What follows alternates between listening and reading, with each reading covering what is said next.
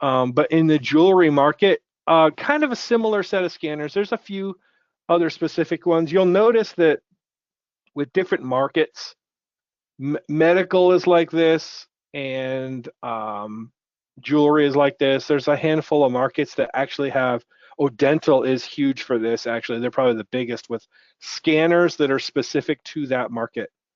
So this one here on the right hand is an example of one that is very specific, and this one to the jewelry market.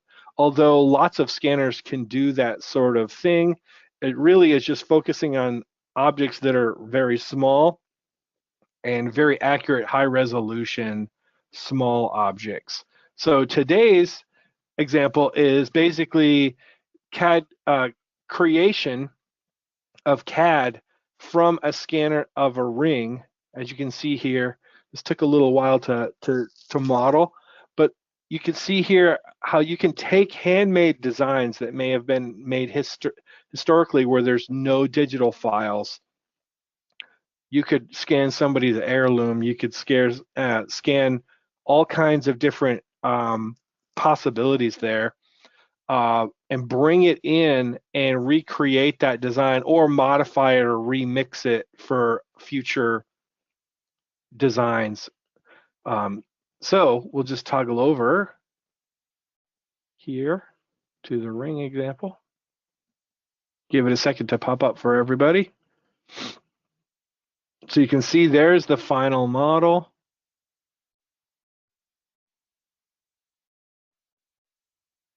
And if I turn on the mesh to see that too, see here is the detail that you can get with these scanners. Now it is hard to get detail on these really small objects, but it is possible. You will see a little bit of rounding of edges and stuff. But some of this also can be the fact that this could be a very old ring that was used and has damage to it. So there's lots of different reasons why it could look this way, but it's still a really good scan. So if we go ahead and roll back here,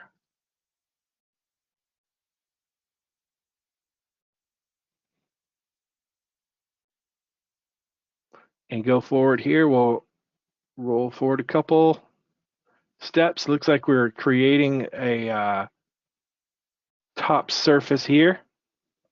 We'll toggle on the surfaces. Hey, just a second there. It's not showing my surface there. And as another little point here, I try to point out helpful tips and tricks along the way as we roll back through these. And I've mentioned this one before, but I love using the 3D mouse, the 3D connection mouse. And you see here, I'm rotating it around with the 3D mouse.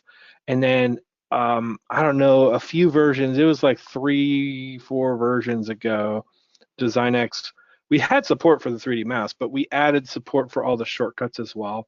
So I took my Space Pilot Pro is what I have, and I assigned the buttons to hide and show meshes, surfaces, solids, sketches.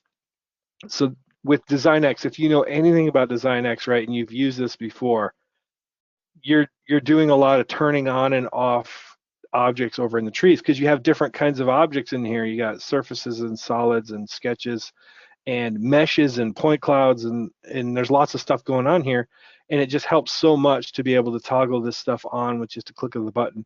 I also assigned another button to complete.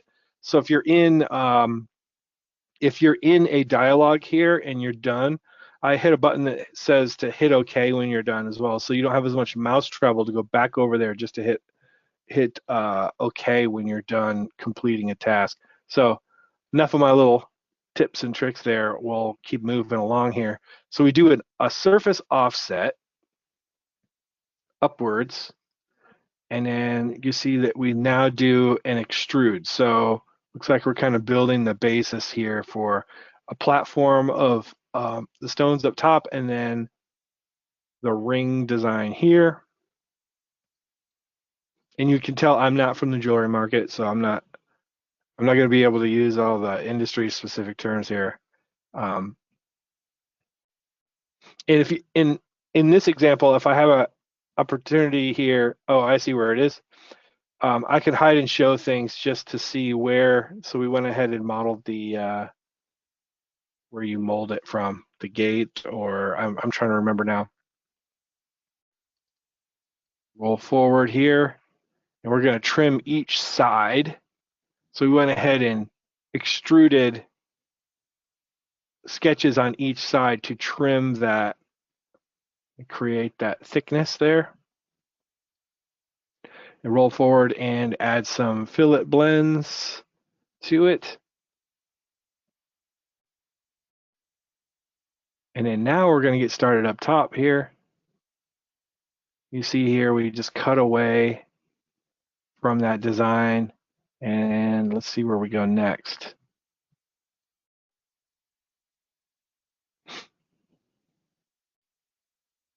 Now we're going to go ahead and model the mounts for the stone and pattern that around. Really cool there. And then we're going to use, looks like a surface offset there to go ahead and trim those. And then let's see here, fill face. We'll just give it a second here. The fill faces are interesting, just to point out that what those are here. We'll just go ahead and edit one of these. Turn the solids off.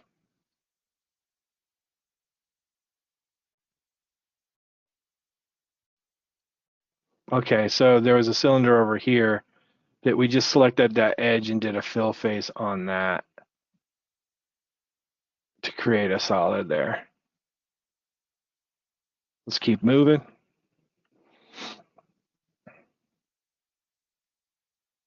So you see we have that first round of patterns there. And did a surface cut back to make them all the same height there.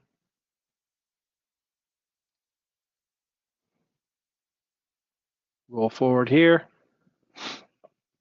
And then now we're extruding and booleaning them together. So you see I'll just hide the meshes, see where we're at the moment. And then we'll just remove those bodies at the bottom. You see you can just delete bodies that are left over from an extrude there. Cutting that away. We'll just jump forward a little bit.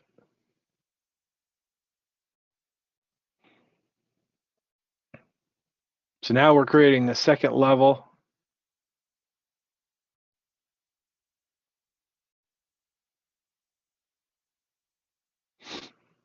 And the third level, it looks like here.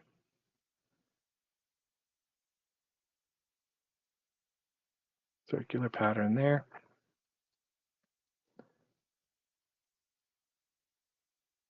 You see this one has a lot of patterning in, so it'll be a great example for like how the pattern works. Now, sometimes with GoToMeeting, this is happening right now, just so you guys know. It just takes it a second for some reason. There we go. I don't know why. GoToMeeting sometimes just pauses it if the software is rebuilding or something. So sometimes that happens with meetings just because it's sharing the same graphics resources that the software is trying to use. So you'll notice that happens a little bit. It's going to happen more actually on the next one because you'll see the next one is pretty cool. The next one is kind of very interesting. Yeah, we're going to go over here. So you see here, now we're just doing all the trims and sweeps. So we're creating a sweep of the prong here.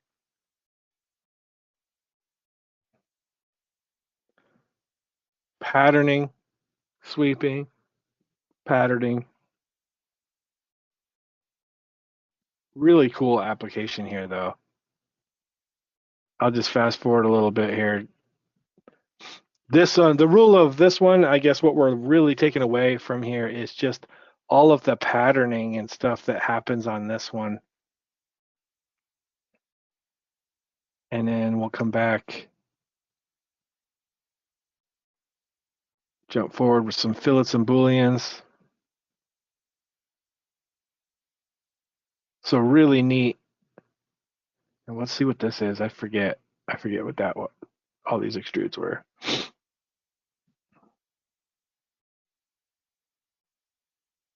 Oh yeah, all these guys.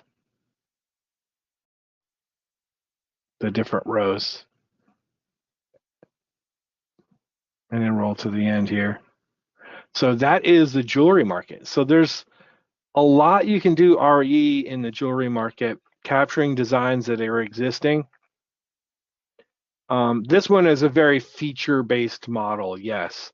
But I could see lots of examples in the market where you would scan highly organic shapes that were handmade and use more surface fitting. This one just happens to be more of a feature-based patterning example, but it's still quite impressive what you can do with this thing.